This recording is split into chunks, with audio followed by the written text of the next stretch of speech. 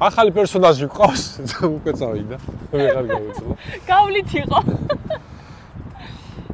მაგათ ან ხიარულ ნოტაზე ვიწყებთ დღევანდელ დღეს. როგორც იცით, უკვე ჩვენმა შეგვიძლია ვთქვათ, რომ ერთ გუნდმა მაყურებელმა ჩვენ გვაქვს ვიდეოები არა მხოლოდ უცხოეთიდან, არამედ საქართველოდანაც. ამიტომ გქონდა ერთი დღე და გადავწყვიტეთ სადმე ახლოს ჩაგვეწერა. და გვაქვს ორი ვარიანტი: თბილისი ან მცხეთა. ესეთ გავიგეთ, ვისთამაშებთ ჯეირანს და ერთ-ერთმა ჩვენთაგანმა უნდა ჩაუტაროს მეორეს ტური. მე ვიცი მცხეთა. მცხეთაში ისეთ ადგილებს გაჩვენებ, ალექსანდრე, ისეთ ადგილებს, რომ არც კი გაგიგია. და მე ვაჩვენებ თბილისს. რომ ძალიან მიყვარს თბილისის ტური, ოღონდ თუ გამიმართლებს, თუ მოვიგებ, მაშინ ეს იქნება ცოტა განსხვავებული ტური იმ სტანდარტებისგან, რომელსაც ძირითადად ჩვენ ვხვდებით. მოდი ვითამაშოთ. მოდი ვითამაშოთ. ჯეირანი. ეკრევე რომ წავაგეთან. ვატარებ თბილისის ტურს, გიტარებ შენ. იმედია მოგეწონება. ანუ დღეს ვისვენებ. შენ დღეს არისვენებ. თლათ რაღაცები შემომეშველები, მაინტერესებს როგორ იცით რომ თბილისს აქვს ბევრნაირი ისტორია.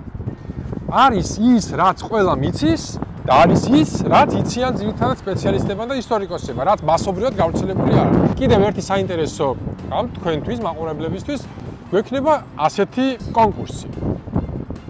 პირველი ყველაზე საინტერესო 5 კომენტარი, რომელიც იქნება თემატური, არა მხოლოდ ის, რომ ვაიმე რა კარგი ვიდეოა, დიდი მადლობა ამ საქმეს აკეთებს. თბილისის ნაკლებად ცნობილ ადგილებთან დაკავშირებით. თბილისის ნაკლებად ცნობილ ადგილებთან დაკავშირებით, ისეთი რამ, რაც შეიძლება ვერ მოხდეს ჩვენს ვიდეოში, მაგრამ შეიძლება თქვენთვის იყოს საინტერესო, რადგან ჩვენთვისაც შეიძლება ჩვენც არ ვიცოდეთ რაღაცები, ამიტომ ყველაზე საინტერესო კომენტარს, რომელიც ძალიან მოგვეწონება, მათთვის მე თქვენთვის შესაფერის დროს ჩაგიტარებ უფასო ტურს თელს თბილისში და აი რა ვიცი. მე გადაგიღებ. შენ გადაგიღებ, გადაგიღებ. ან ჩვენთან ერთად გაივლით თბილისს. წავიდით. ძალიან კარგი, წავიდით. არა, ნამდვილად ადგილობრივია, იმიტომ რომ კეხიანი ცხვირი აქვს.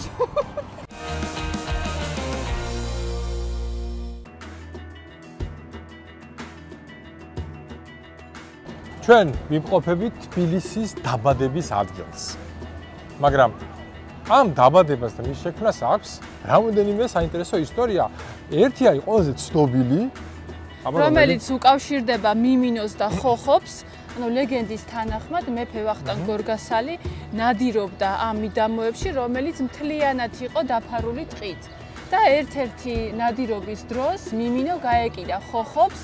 ისინი შეერკინენ ჰაერში და სადღაც ჩავარდნენ. რომ იპოვა მეფე მესენი, იყვნენ წყალში ჩავარდნილი და იყვნენ სრულად მოხარშულები. და ამიტომ გადაწყვიტა, რომ აქ დაეარსებინა დედაქალაქი. მოგეთ. კი ბატონო, ეს არის ის, რაც ყველამ ვისწავლეთ სკოლაში, რაც ყველამ ვიცით, მაგრამ როცა გავიზარდე და მე უკვე გავხდი ისტორიკოსი, მივხვდი რომ თურმე სიცრუეში მიცხოვრია. რა თქმა უნდა, ყველა ლეგენდას აქვს თავისი ფუნქცია. და რა თქმა უნდა, ვახტანგ გორგასალის სრული ქალაქის დედაქალაქად გადაქცევაში, თბილისის დედაქალაქად გადაქცევაში არის, რა თქმა უნდა, ფასდაუდებელი, უდიდესი და ამაზე ცოტა მოგვიანებით ვისაუბრეთ თუ სინამდვილეში როგორ და რა მოხდა, მაგრამ ქალაქი თბილისი და ზოგადად დასახლებული პუნქტი ამ ადგილზე არსებობდა გაცილებით ადრე, ვიდრე ვახტანგ გორგასალი დაიბადება. დღეს შევეცდებით განახოთ თუ სინამდვილეში როგორ წარმოიშვა ჩვენი დედაქალაქი. გამორჩეული მომენტი არის ის, რომ ქალაქი 25-26 ჯერ იქნა აღებული. მათ შორის რამოდენიმე იყო იმდენად დამანგრეველი, რომ ქალაქი ფაქტიურად თავიდან აშენდა. ანუ თბილისი, რომ ერქვას ფენიქსი, სრულად მოუხდებოდა ნამდვილად, იმიტომ რომ რამოდენიმეჯერ აღდგა მტრედით. მათ შორის ხაზართა შემოსევა მე-7 საუკუნეში, ბუღათურქი მე-9 საუკუნეში, ჯალედინი 1226 წელს, ეს არის ალბათ ერთ-ერთი ყველაზე მძიმე იქ თეთრბატკანიანი, შავბატკნიანები და ბოლოს რა თქმა უნდა აღამახმრთქანი 1795 წელს. და თბილისი ფაქტურად ბევრჯერ დაინგრა და ბევრჯერ აღდგა. ამიტომ როცა ვსაუბრობ ძველ თბილისზე, სინამდვილეში ძველი თბილისი გვაქვს ჩვენ ამ წუთში მიწის ქვეშ და რაღაც რამოდენიმე მშვენივრება, რომელიც ჩანს მიწის ზევით.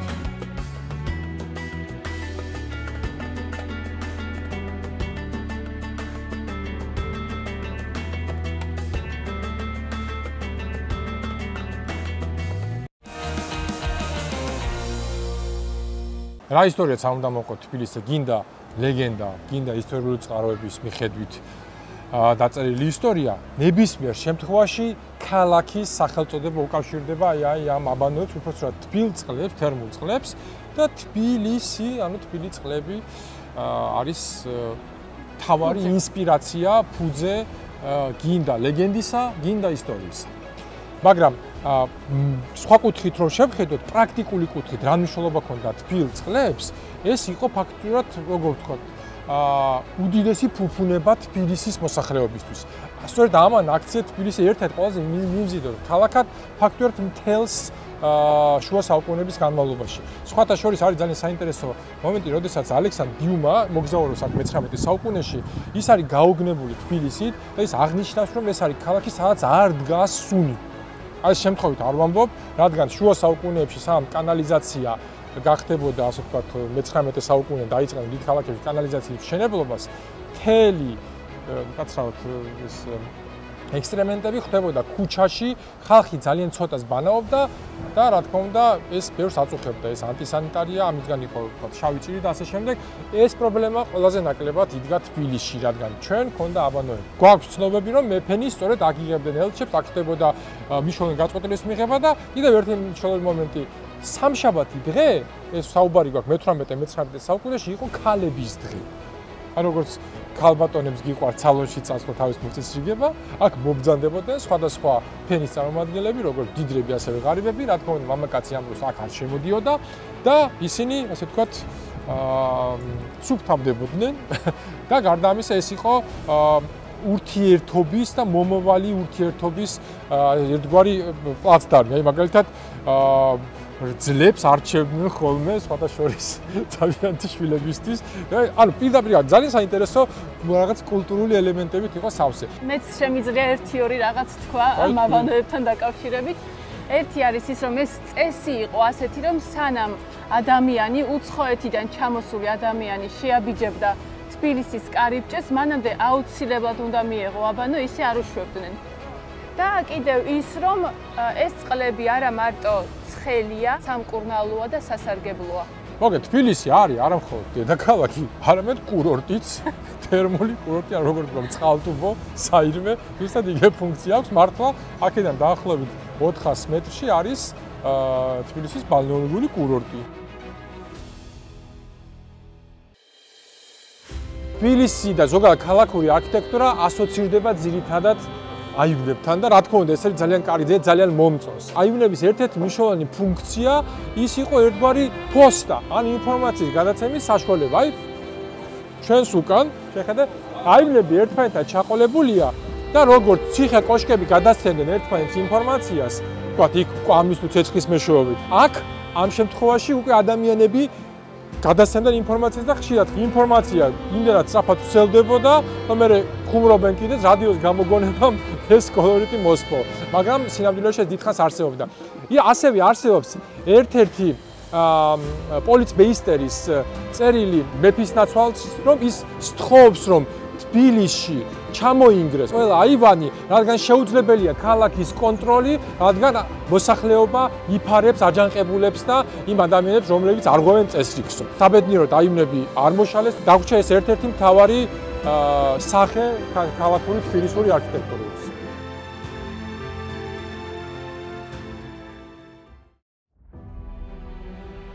ბოტანიკური ბაღი არის თბილისის ერთ-ერთი მთავარი ღირსშესანიშნაობა დღეს. მაგრამ მანამდე ეს ადგილი მე-19 საუკუნემდე იყო ქალაქის ერთ-ერთი მთავარი შემოსასვლელი.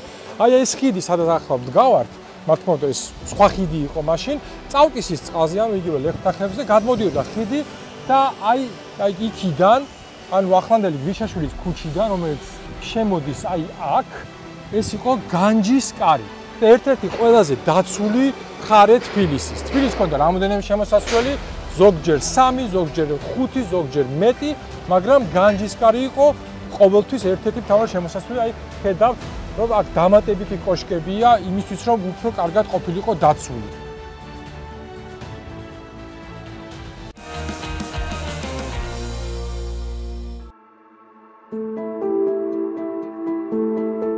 ეს არის თბილისში ყველაზე ძველი ადგილი, რომელიც არის აღმოჩენილი და ეს არის ალბათ, რა ვიცი, ეს ამ ადგილის გარეშე თბილისის ისტორია ვერ დაიწერება და ვერავინ ვერ მოყვება. ამიტომ მინდა გაგაცნოთ ჩემი მეგობარი ირაკლი ანჩაბაძე, არქეოლოგი, რომელიც განაგებს ამ ადგილს. ირაკლი, ორი სიტყვით თუ შეგიძლია გითხრა ამ ადგილზე. მართალი ბრძანდებით, ყველაზე ძველი ფენები აქ არის ნაპოვნი, იმიტომ ჩვენ არ უნდა შეგვეშალოს ერთი საკითხი. ბევრი ფიქრობს, რომ ყველაზე უძველესი ფენებია თბილისის გასასვლელთან ნანახი დიღომი სადაც არის, მაგრამ საქმე იმაშია, რომ ბრინჯაოს ხანის ნამოსახლარებია, მაგრამ ის თბილისის ისტორიას არ ეკუთვნის. ეგ რეგიონი არის ეხლა თბილისი. ძველი თბილისი ყოველთვის შუა საუკუნეებიდან იყო აქ. შესაბამისად, ეს ფენები, რაც აქ არის ნაპოვნი, პირდაპირ დაკავშირებულია თბილისის ისტორიასთან და მართალი ბრძანდებით აქ მაგალითად ყველაზე ძველი რომელი ფენაა?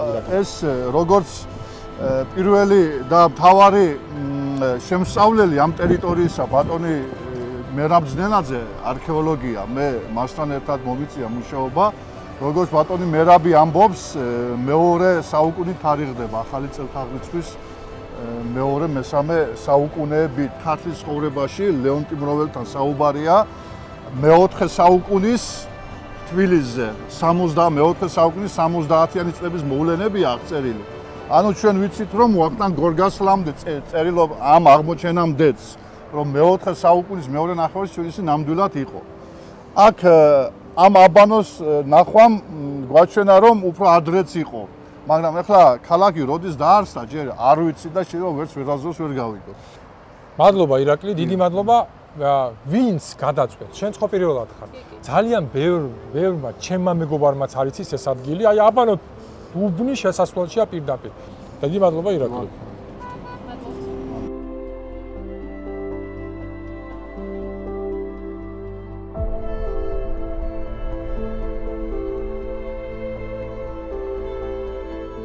ეს არის 1701 წლის ნახატი გრავიურად ურდეფორეს მიერ დახატული თბილისი.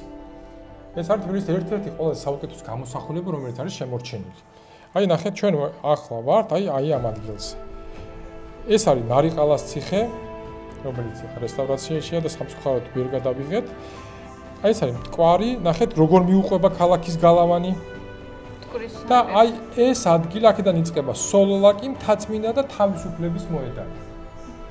რეალურად თბილისი ფაქტობრივად მე-19 საუკუნემდე ძირითადად შეადგენდა სწორედ თავისუფლების მოედნიდან აბანო უბანამდე ამ ტერიტორიას. ის შედგება ძირითადად სამი ციხისგან: ნარიყალა, ამ დედაციხე, ან მცირე ციხე, თბილისის დიდი გალავანის და ჰისანი, ანუ ისანი, რომელიც დღევანდელი მეტეხის ეკლესიის ადგილზე მდებარეობდა და მისი ნანგრევებით ნაშთები დღემდეა შემორჩენილი. აი მარცხენა სანაპირო გამოდის აი ზუსტად აი ახლა აი ამ ადგილზე. აი ეს არის წისქვილები, რომლებიც ასევე შეეწირა თბილისის მოდერნიზაციას. სამწუხაროდ აღარ გვაქვს და იქნებოდა ძალიან საინტერესო თუნდაც მათი ნაწილობრივ რო შემორჩენილიყო.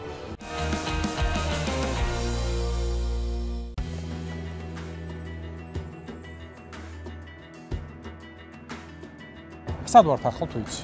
მეიდანზე. კი, და მეიდანი რა იყო თბილისისთვის თუ იცი? თავარი ბაზარი. თავარი ბაზარი, სხვადასხვა დროს სხვადასხვა სახელი ერქვა, თათრის ბაზარი, შაითან ბაზარი, სალდათის ბაზარი. სალდათის ბაზარი. ორი მიზეზის გამო შეგვიძლია ვთქვათ, რომ ეს ადგილი გახდა მაშინ ძველი თბილისის ცენტრი. ერთი, რომ ის არის შედარებით სწორი და ფართი ადგილი, განსხვავებით კალოუბნისა და ციხისუფლის და სხვა თბილისის სხვა ადგილებიდან, ეს ერთი და მეორე, სწორედ აქ მდებარეობდა რამოდენიმე ხიდი, კონკრეტულად ჩვენამდე მე-19 საუკუნემდე მოაღწია ორმა ხიდმა, არც ერთი სამწუხაროდ დღეს აღარ არსებობს. ანუ ამ ხიდების საშუალებით ხდებოდა პროდუქტის შემოტანა თბილისში. აი სწორედ აი ამ მოედანზე. ანუ ის ჩარჩივარჭრები ხდებოდნენ ადგილობრივებს, გლეხებს შემოსასვლელში იაფად ყიდულობდნენ პროდუქტს, მოქონდათ აქ და მერე უკვე უფრო ძვირად ყიდნენ, ჩვეულებრივ გადამყიდველები იყვნენ. კი, ნუ გასაგებია, ხა ვაჭრობის ერთ-ერთი მთავარი იყიდა გაკიდე. კი ბატონო, ამბობთ ესეა. ასევე ისიც შეგვიძლია აღნიშნოთ, რომ ჟან შარდენი, რომელმაც აქ იმოგზაურა 1672-73 წლებში, აღნიშნა, რომ ასეთ ჭრელ საზოგადოებას და პროდუქციას ვერსად ვერ იპოვითო. აქ ყველა ეროვნების წარმომადგენელი იყო და ძალიან ხალისიანი და ფერადი ადგილი იყო. მართალია, ახლა ის მეიდანი აღარ არის, რაც იყო, თუმცა აი ასე საჩვენებლად გვაქვს პატარა ბაზარი, რომელიც მდებარეობს მიწის ქვეშ და რომელსაც ახლა ვნახავთ.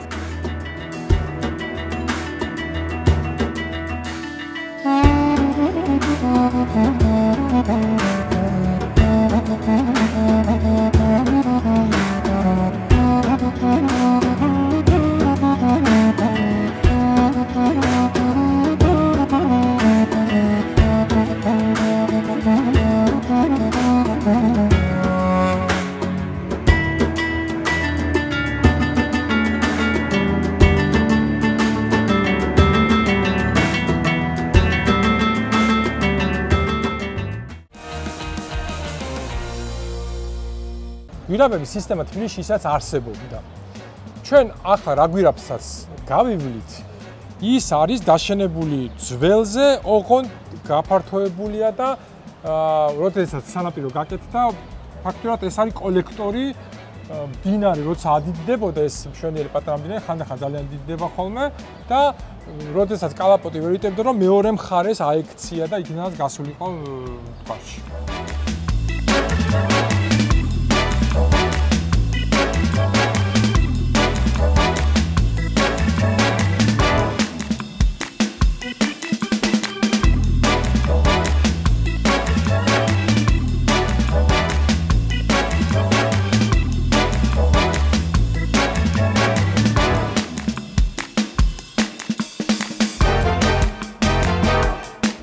გვირაბიდან რომ გამოხვალთ, ხვდებით აი ამ საუცხოო ადგილას და ყველაზე საინტერესო არის ის, რომ აქ შეგიძლიათ ულამაზეს ხეზე მიირთვათ ჩაი, ყავა ან სხვა სასმელი და ასევე ისარგებლოთ ტივით გასეირნების სერვისით. გასეირნება ტივით ღირს 30 ლარი და ეტევა დაახლოებით 20-30 კაცი, რაც ძალიან კარგი ფასი არის. აი აქ დიდი სიამოვნებით მოვალ კიდევ მეგობრებთან ერთად და გავისეირნებ სხვა დროსაც.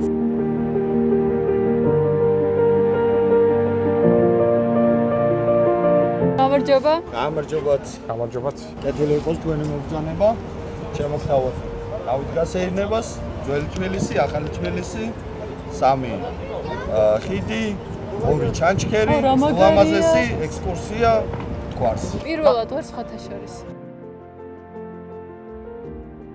თბილისში ოდითგანვე არსებობდა ტივი და იყო 3 სახეობის. საქეიფო ტივი, იყო სატვირთო, რომელთან დაკავშირებითაც ბატონი ალექსანდრე მოგვითხრობს და მესამე იყო სამგზავრო. სატვირთო და საბაჭო მნიშვნელობა რაც ჰქონდა ტივებს, ბორჯომიდან, თქვათ, გორიდან, კასპიდან მოჰქონდათ პროდუქტი ტივზე, შემდეგ აქვე ყიდნენ და როცა პროდუქტს გაყიდნენ, შემდეგ უკვე თვითონ ტივი იშლებოდა და ტივს უკვე ყიდნენ როგორც შეშად.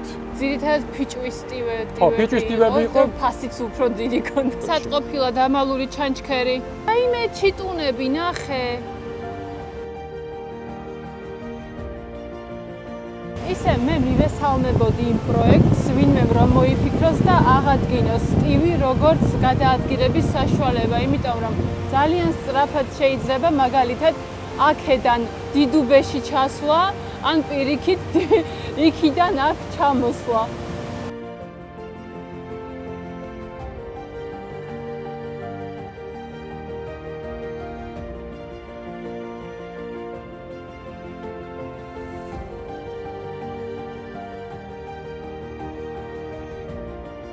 ძალიან მომეწონა.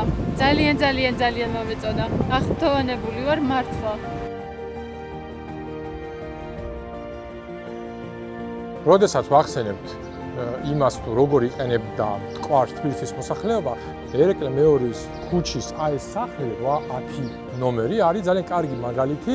ერთი ნავმისადგომი, დაახლოებით 45-50 მეტრიანი გვირაბით გადიოდა პირდაპირ ტყვარზე. შევიდეთ, ახლა შემორჩენილი არის მხოლოდ ეზო და ეს კიბე, მართალია ახლა სარდაფებია, ახლა მოსახლეობა იყენებს როგორც სარდაფად და გარდა ამისა, გვირაბი, რომელიც არსებობდა სანაპიროს აშენების დროს, უმეტესი გვირაბები დაინგრა და მოიქცა მიწის ქვეშ. ახლა სად მივდივართ? ახლა ჩვენ მივდივართ ძალიან საინტერესო და ამავდროულად ძალიან გემრიელ ადგილზე. გუდიაშვილის მოედანზე ვართ და ეს მოედანი არის ერთ-ერთი უსაყვარლესი ადგილი ჩემთვის და აქ არის სახლი, რომელიც არის მე-19-მე-20 საუკუნის, მაგრამ საძირკველი აქვს მე-17 საუკუნის და ეს აღმოჩნდა რესტავრაციის დროს. ეს აივანი ითვლება თბილისში ერთ-ერთ ყველაზე ძველ აივნად.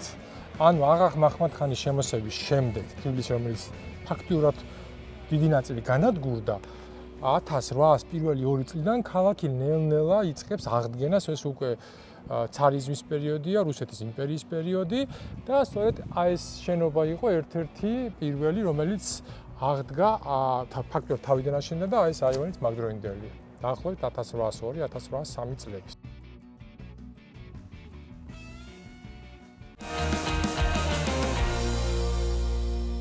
აი მოვედით. აი მახსოვს ეს როცა ვსწავლობდი უნივერსიტეტის დროს, ლაშა როგორ ხარ? გამარჯობა. გამარჯობა, როგორ ახარ? კარგად თქვენ? აი ეს ჩემი მეგობარი ლაშა. სიამოვნო. და ეს სახლი არის ისტორიული სახლი, თვითონ არქეოლოგია. არქეოლოგი კოლეგები, ისტორიკოსები. არქეოლოგია დიდი ხნის მეგობრები.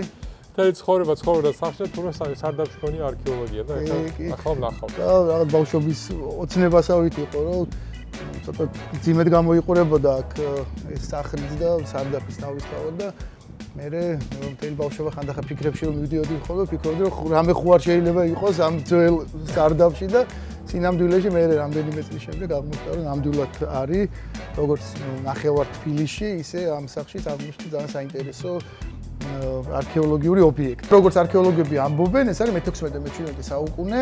ფიქრის შედეგად, დაადგინეს, რომ ეს უნდა იყოს თონე და მეტი სხვა არაფერი რა. აქ მაგალითად თონე არის. იქ აი წინასახლში არის მარანი, თან ძალიან კარგად შემონახული მარანი. იქითა სახლის ქვედა დონეზე მაციოარი და მთელი გასასვლელი და სისტემა, რა თქმა უნდა, იმიტომ რომ როგორც აღმოჩნდა, ანუ ფენა, არქეოლოგიური ფენა იყო ქვემოთ. ეს არქეოლოგიური ობიექტები, ნივთებიც არის აქ აღმოჩენილი და ესენი არის სხვადასხვა პერიოდის. ანუ მიწა დაიძრა, მიწა ატრიალეს და მოხდა აქ. ანუ მე-12-მე-13 საუკუნის ჭაჭი. ის ძალიან საინტერესო ჭურჭელი, თავისთავად ბოლომდე არ არის შემორჩენილი და არის სავარაუდოდ ან ნაკურთხი წყლის შესანახი, ან სურნელოვანი ზეთის, იმიტომ რომ სქელი კედლები აქვს და ნუ კარგად უნდა ყოფილიყო შენახული. ეხლა მოვიდა დრო. შენ ხომ ქშია.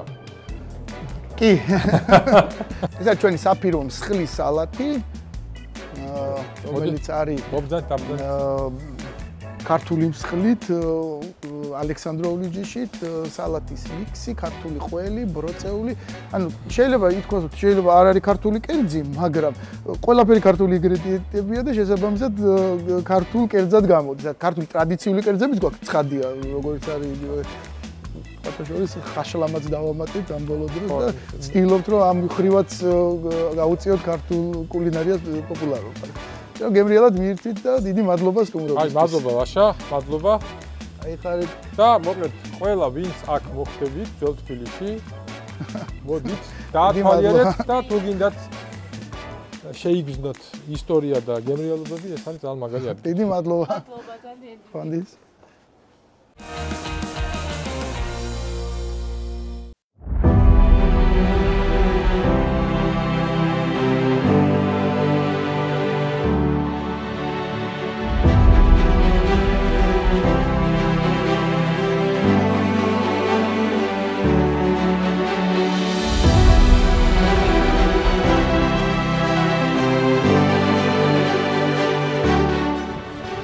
მართალია ჩვენი თბილისის ტური ძირითადად ძველ თბილისში არის და ძველი თბილისის ბირთვს უკავშირდება, მაგრამ ალექსანდრე წამოვიყვანე აქეთ თბილის ცოტა გარეთ.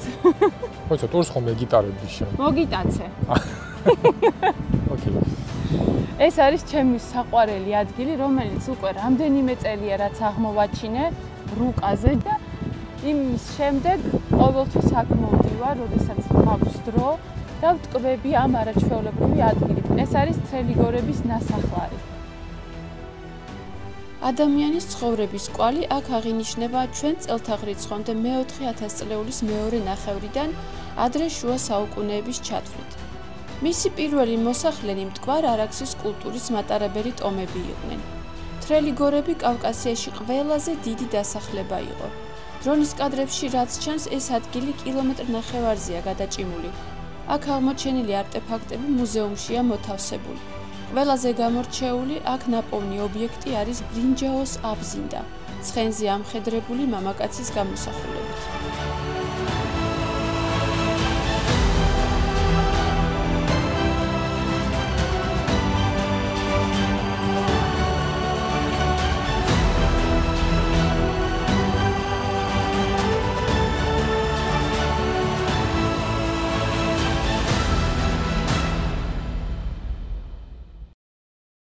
გრძელდება თბილისური ამბები.